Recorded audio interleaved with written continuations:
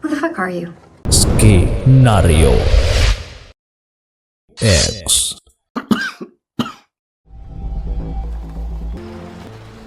Where? On the ocean.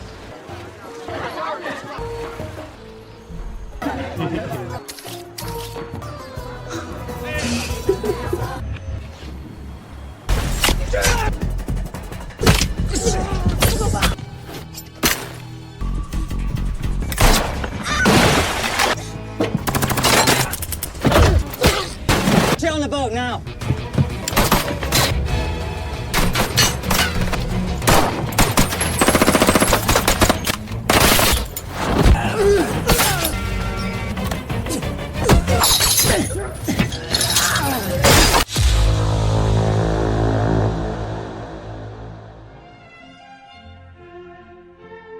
Agak karibah, apa kabar maksudnya? Kali ini saya akan membawa Anda ke sebuah dunia di mana kematian tak pernah terlihat seperti pembunuhan. Bayangkan, sebuah target tewas di tengah keramaian namun semua orang menganggapnya sebagai kecelakaan murni. Di dunia ini ketelitian adalah napas, sementara emosi adalah racun yang mematikan, dan semua itu dikendalikan oleh seorang pembunuh bayaran profesional yang bekerja dalam senyap. Seperti biasa, kisah akan disajikan apa adanya, mendalam dan detail.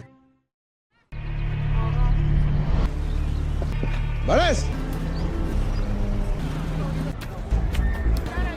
Kisah bermula dengan seorang pengangguran ulung bernama Arthur yang memilih hidup tenang di sebuah kota impian para pujangga, Rio de Janeiro, Brazil.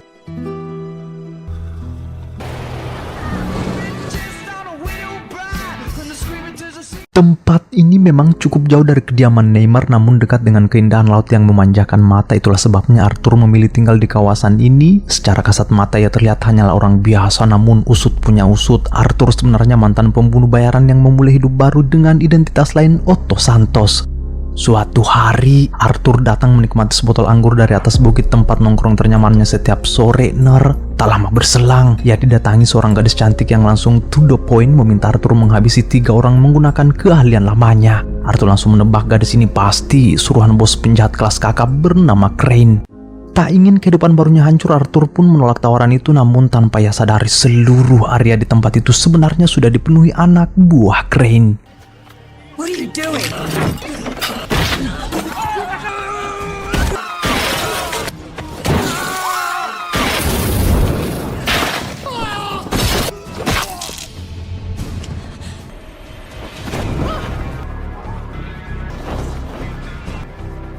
Merasa hidupnya kembali terusik, Arthur memilih meninggalkan Brasil dan melarikan diri ke Thailand.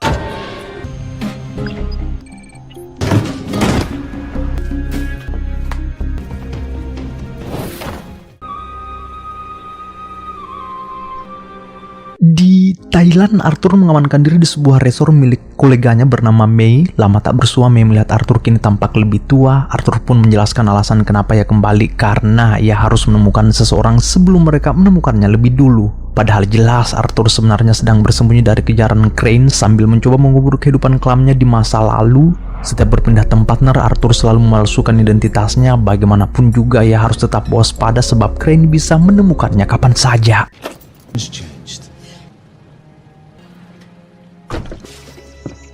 Sebagai mantan pembunuh bayaran andal, Arthur tentu memiliki suplai serta alat-alat pelacak canggih yang ia simpan di beberapa tempat. Selama beberapa hari tinggal di pulau ini, situasinya masih aman-aman saja. Dari serambi gubuknya, Arthur memantau keadaan sekitar setiap saat, mengamati orang-orang asing yang keluar masuk kawasan resort, hingga perhatiannya tertuju pada seorang wanita cantik dengan gerak-gerik mencurigakan sibuk bertanya kepada warga pribumi. Wanita itu kemudian terlihat menuju pusat resort dan menemui Mei di sana. Melihat kondisinya yang tampak seperti habis mengalami kekerasan, Mei merasa prihatin dan memberinya beberapa kebutuhan sebelum wanita itu kembali ke perahunya. Namun saat malam tiba, Mei akhirnya menyaksikan langsung apa yang sebenarnya terjadi. Dari arah perahu itu terdengar keributan dan wanita tadi tampak kembali mengalami kekerasan, kemungkinan besar dari pria yang mungkin saja adalah suaminya sendiri. Tanpa menunggu lama, Mei segera mendatangi gubuk Arthur untuk melaporkan apa yang ia lihat dan meminta Arthur mengecek apa yang sebenarnya terjadi di sana.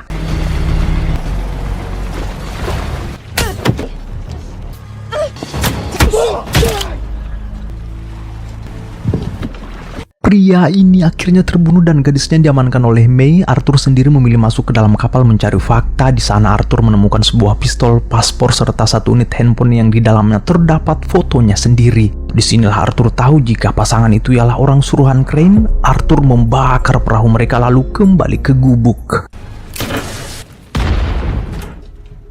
What's going on? Was a messenger. Gadis yang bernama Sisi ini sempat mengelak, namun pada akhirnya yang mengakui misi tersebut. Sisi kemudian menjelaskan fakta sebenarnya dirinya bukan bekerja untuk Crane, melainkan seorang pekerja lembaga perlindungan anak di Kamboja yang diculik dan dijadikan umpan untuk memengaruhi Arthur. I made to look like a victim. And Crane thinks he has leverage on you. And say you have to live. Arthur yang paham betul aturan main Crane tentu harus lebih waspada ke depannya. Ia tahu Sisi hampir pasti akan menjadi target berikutnya setelah gagal menjalankan misi. Kasihan juga si Sisi ini nar, saat dirinya sibuk menjalankan misi kemanusiaan, malah jadi korban pemerasan.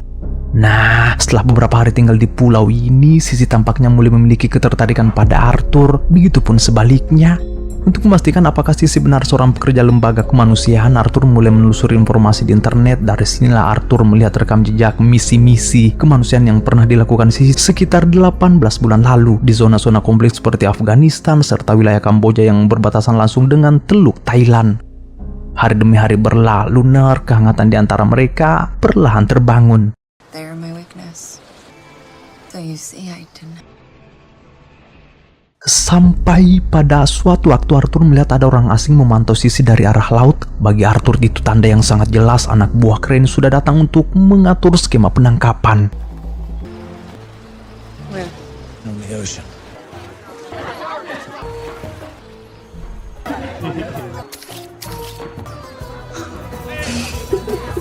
Perasaan Sisi sepertinya sudah tak terbendung lagi. Begitu malam tiba saat Arthur menyendiri di bawah pohon kelapa, Sisi tiba-tiba datang menghampirinya. Arthur yang sudah peka dengan situasi hanya bisa menggigit bibir bawaannya lalu berkata, "Sebenarnya aku juga yatim piatu yang dulu pernah dijual ke gangster timur khusus untuk pelatihan tentara anak-anak. Dari sanalah ia bertemu dengan Crane, namun justru terlibat konflik hingga memunculkan dendam lama di antara mereka berdua. Itulah salah satu alasan kenapa Crane memburu Arthur sampai detik ini, nar."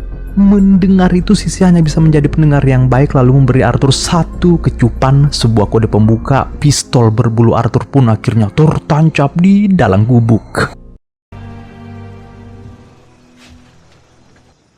I want you to hold on to something. Father gave this Keep it safe. memory I have of him. What are we gonna do? I'm not doing his 3 kills. Satu-satunya jalan agar mereka berdua bisa selamat dari pengejaran Crane, Arthur harus memainkan skema. Ia akan membiarkan Sisi tertangkap dan sekaligus menjalankan misi menghabisi 3 orang target tersebut. Esok harinya, para anak buah Crane pun datang dan membawa Sisi keluar dari pulau.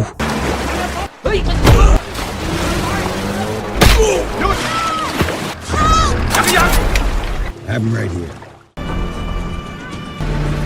Arthur kemudian dibawa ke Bangkok untuk bertemu langsung dengan Crane. Pertemuan ini dijaga dengan pengamanan super ketat. Arthur bahkan didudukkan di sebuah kursi yang sudah dipasangi bahan peledak. Sedikit saja yang membuat gerakan tambahan, kursi itu bisa meledak kapan saja. Dalam negosiasi itu, Crane meminta Arthur membunuh 3 orang sebagai syarat agar kekasihnya Sisi bisa ia dapatkan kembali hidup-hidup. Namun tanpa Crane sadari, skema ini justru sedang dimanfaatkan Arthur untuk menghabisi mereka. Apalagi 3 target tersebut memang musuh besar Crane, baik di dunia bisnis maupun dalam jaringan kriminalnya. Target pertama bernama Krill, seorang pembunuh massal sekaligus panglima perang. Ia juga dikenal sebagai pedagang senjata terbesar di Afrika yang kini bersembunyi di sebuah penjara yang nyaris mustahil disentuh musuh, penjara Kedai di Malaysia yang terletak di sebuah pulau. Target berikutnya bernama Adrian Koch dan yang terakhir Max Adam. Crane berjanji Sisi akan tetap hidup jika semua tugas itu dijalankan dengan satu syarat: setiap pembunuhan harus terlihat seperti kecelakaan. Kesepakatan pun akhirnya terjadi. Kill, get a video call. Last one, you'll receive instructions whether. Target pertama Arthur adalah Krill. Kini Arthur mulai mempelajari cara menembus penjara Kedai di Malaysia sambil mempersiapkan seluruh perlengkapan yang ia butuhkan untuk menjalankan rencananya. 20 miles out to save loyal soldiers.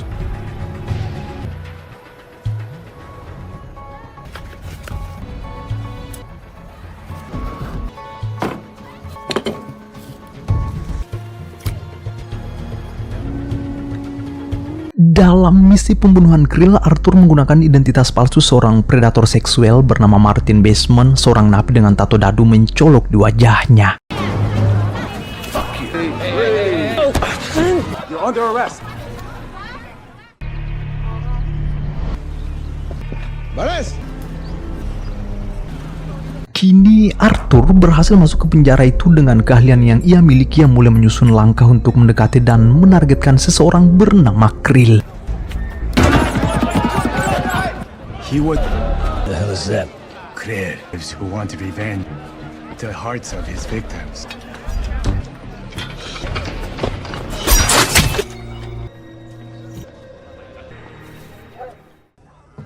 Come. That guy you stopped. How did you know? Krill.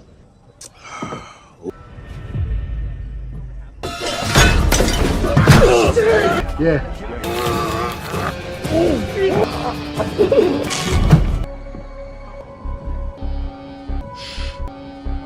Let the man pray. Sesuatu yang nyaris mustahil bagi orang lain, namun Arthur justru berhasil menembus penjara itu. Inilah alasan kenapa Crane begitu mengincar sekaligus mengandalkannya, Ner.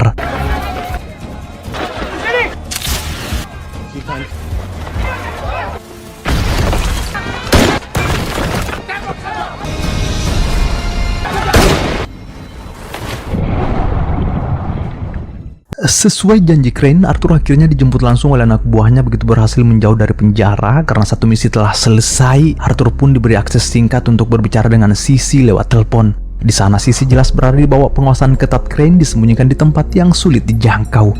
Namun waktu tidak berpihak pada Arthur, Nar. Untuk menyelesaikan misi berikutnya, ia diberi ultimatum hanya 36 jam. Jika gagal maka Sisi tinggal kenangan. This is your next kill.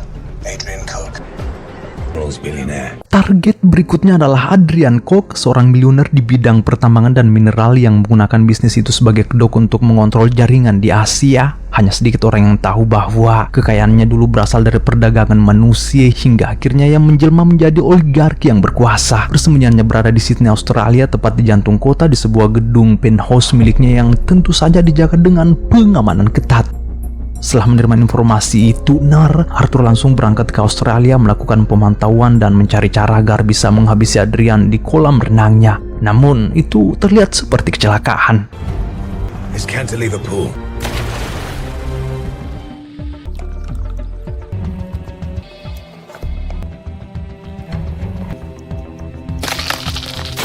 Setelah Arthur mempelajari seluruh teori dan strategi untuk menjebak target melalui kolam renang itu, kini saatnya rencana tersebut diimplementasikan.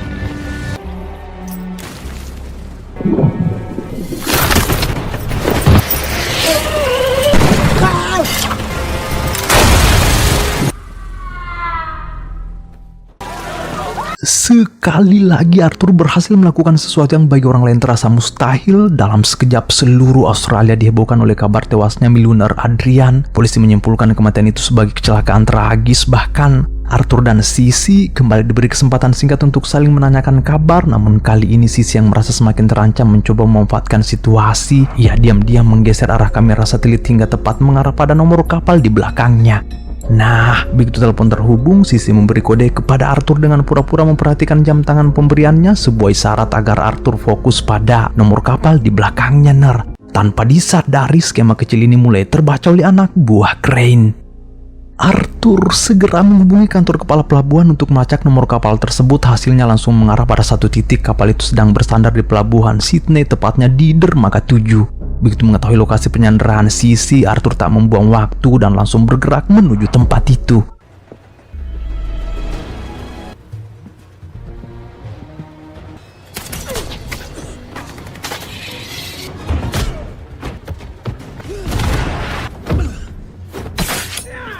Akibat tindakan ceroboh itu, Arthur bukannya berhasil membawa Sisi kabur, justru mereka berdua hampir saja dihabisi oleh Crane. Dengan nada dingin, Crane memperingatkan bahwa jika Arthur nekat melakukan aksi seperti itu lagi, maka kesepakatan mereka batal dan Sisi akan langsung didor. Tak punya pilihan lain, Arthur kembali ke kesepakatan awal dan melanjutkan misi terakhirnya. Target berikutnya adalah Max Adam, seorang pedagang senjata kaya raya asal Amerika. Persembunyiannya berada di Bulgaria, tepatnya di kota pelabuhan Varna di Laut Hitam. Di sisi utara kota itu berdiri sebuah tugu peringatan komunis Bulgaria yang telah dimodifikasi dengan sistem keamanan super ketat oleh Adam. Di sanalah Arthur bisa menemukan targetnya, namun yang lebih mencengangkan, di bawah tugu raksasa itu tersembunyi sebuah kapal selam milik Adam yang digunakan untuk menyimpan misil balistik antar benua. Dari sini saja sudah jelas Adam bukan orang sembarangan. Ia disebut-sebut memiliki pengaruh besar di Eropa, bahkan sebagian Amerika Selatan. Tak ada yang bisa keluar masuk kawasan tugu itu dengan mudah. Banyak yang mencoba dan banyak pula yang mati karenanya. Ditambah lagi, kematian Krill dan Adrian membuat Adam memperketat seluruh pertahanannya. Sementara itu, Arthur hanya diberi waktu 24 jam oleh Crane untuk menyelesaikan pembunuhan yang nyaris mustahil ini, ya kan? Nah, setelah mempelajari situasi dengan saksama, Arthur akhirnya menemukan celah. Langkah pertama yang akan ia lakukan untuk menembus area tugu adalah memulai dari rumah sakit yang berada di dekatnya dengan menyamar sebagai seorang teknisi.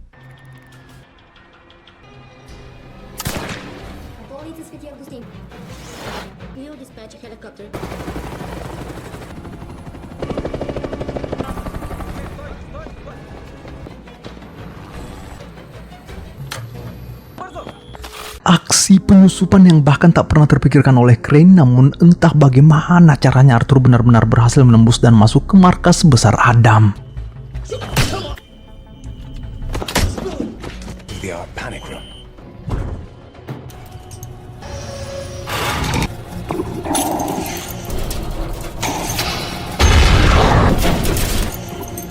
Open the goddamn door. When you know something.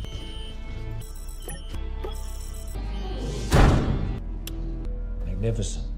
Wah, memang entah bagaimana caranya Arthur bisa menembus ruangan berlapis baja yang super canggih ini. Yang jelas terakhir ia sempat terlihat di jalur lift. Bahkan Adam sendiri sampai kebingungan soalnya tak percaya bagaimana orang ini bisa masuk, seperti melihat jin Aladdin muncul tiba-tiba. Espresso.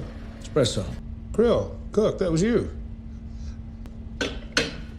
Setelah terjadi negosiasi besar di ruangan itu, Arthur justru menawarkan sebuah kesepakatan baru kepada Adam, sebuah cara untuk mengakhiri kejayaan Crane. Ini adalah skema pemutaran fakta. Arthur akan pura-pura membunuh Adam di dalam kapal selam miliknya sendiri sehingga dunia percaya Adam telah tewas.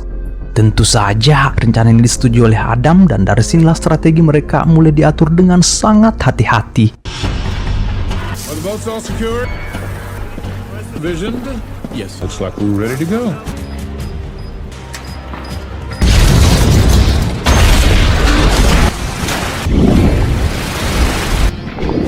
Begitu Adam jatuh ke air bersamaan dengan ledakan bom itu, Arthur sebenarnya sudah bersiaga di bawahnya. Keduanya lalu menyelam menjauh menuju area pantai. Insiden ledakan tersebut segera menyebar ke publik dan bahkan disaksikan langsung oleh Crane. Nah, setelah Arthur dan Adam berhasil naik ke pantai, Crane pun dibunyi untuk memancingnya keluar. Namun tidak semudah itu, sebab Crane bersikeras hanya akan menemui Arthur dan membebaskan Sisi setelah ia melihat sendiri mayat Adam. Untuk memastikan kabar kematian itu benar, Crane akhirnya memerintahkan anak buahnya turun langsung ke area kapal selam sesuai dengan kesepakatan yang sebelumnya ia buat dengan Arthur.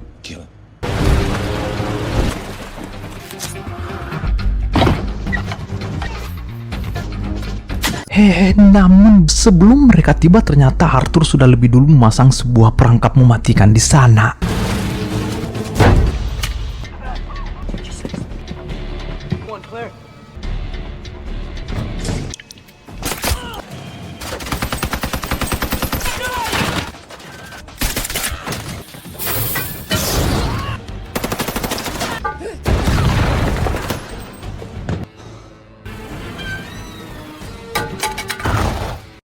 Setelah menghabisi mereka di kapal selam, Arthur kembali menyelam menuju arah kapal Crane, tempat di mana Crane sendiri sudah tahu bahwa Arthur pasti akan datang mencarinya.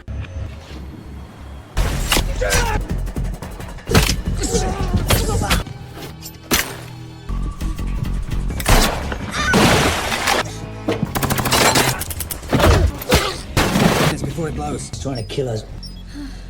Let's go. Just get in.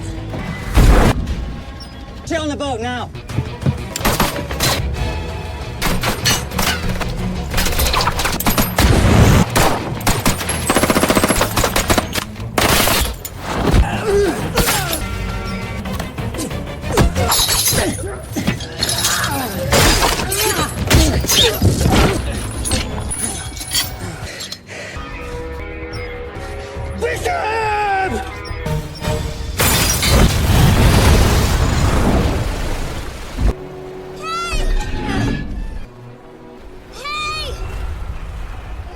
Akhirnya semuanya berjalan sesuai misi. Crane tewas bersama puing-puing kapalnya. Sisi pun berhasil dievakuasi oleh polisi dari pelampung cadangan kapal. Sementara itu Adam dan anak buahnya juga sudah berada di lokasi untuk memastikan apakah Arthur ikut selamat dari ledakan tersebut. Namun ternyata tidak. Yang tersisa dari bangkai kapal hanyalah sebuah kotak penyimpanan jangkar yang berhasil diamankan petugas. Bisa dibayangkan bagaimana teririsnya perasaan Sisi ketika di penghujung kisah harus berhadapan dengan kenyataan pahit seperti ini.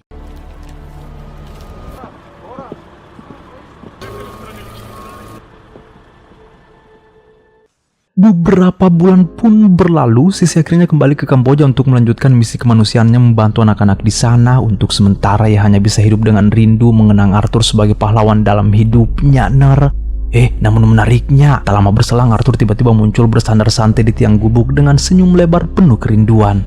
Ternyata, begitulah cara Arthur selamat dari ledakan kapal Crane. Ia bersembunyi di dalam kotak penyimpanan jangkar yang kemudian ikut dievakuasi dari lokasi.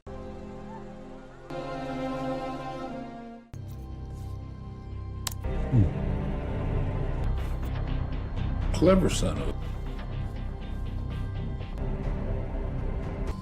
Sneaky bastard. Bang. Dead. Saya pamit undur diri, sampai jumpa di kisah seru lainnya.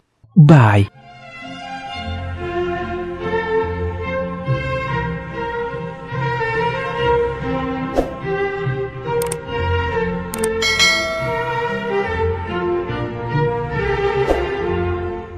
Mwah.